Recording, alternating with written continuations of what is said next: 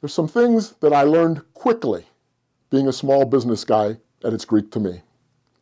And that was, I needed to understand my numbers. I had accounting classes in college, but they didn't make any sense to me. But the reality of the numbers of what was going on in my business were something that I needed to understand. And basically, you can kind of do it by watching your checkbook.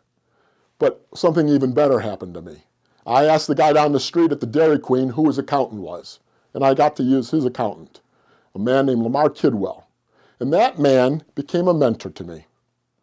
Mentors aren't necessarily just friends or people you know.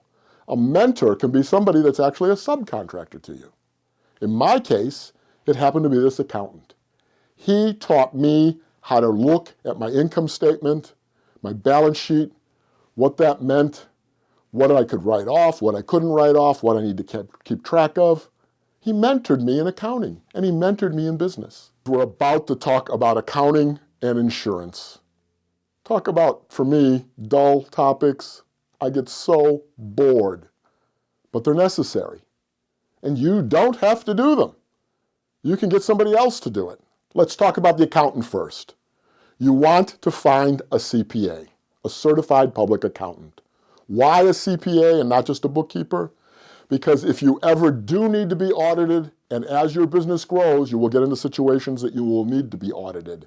There will be customers that want to know that you have the financial wherewithal, and they'll want audited statements. This happened to me when I was in the construction business. I was a construction contractor for 30 years. As my construction business grew and I took on bigger projects, they wanted to audit me. They wanted me to show them audited books, and they wanted to know that I could come up with performance bonding, and you're not going to get performance bonding without audited books. But make sure that accountant is somebody that'll talk to you, someone who has time for you, someone that'll explain things to you. Now, you don't necessarily want the accountant to be keeping your books every day. That's a lot of work. There's software out there, QuickBooks, FreshBooks. I actually prefer FreshBooks, used to use QuickBooks.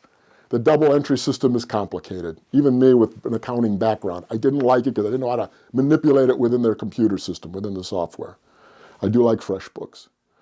But let's talk about who's actually doing the bookkeeping, because this is huge. My father made a lot of money, and one of his secrets was my mother. She kept the books.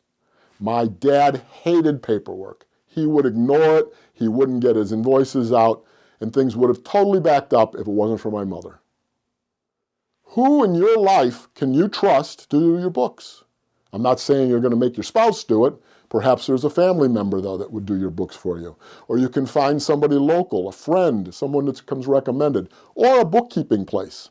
There are places that are just bookkeepers. They're not certified public accountants, and they charge less money. Again, look for a small place. Some of this stuff can be done online, but I sure like it when I can drop over just before tax day with a stack of junk for my accountant, or go see somebody who's keeping my books. I'm still doing my own books. Eventually, I'm going to have to outsource that as my business grows. But think about that. Who's going to take care of that minutia, that paperwork for you? It has to be done. And there's a reason it has to be done, and that's the IRS. Whether you like it or not, you got a partner, and the partner's the U.S. government, and they want to know that your books are accurate, they want to know they're not being cheated, and they want to get paid on time.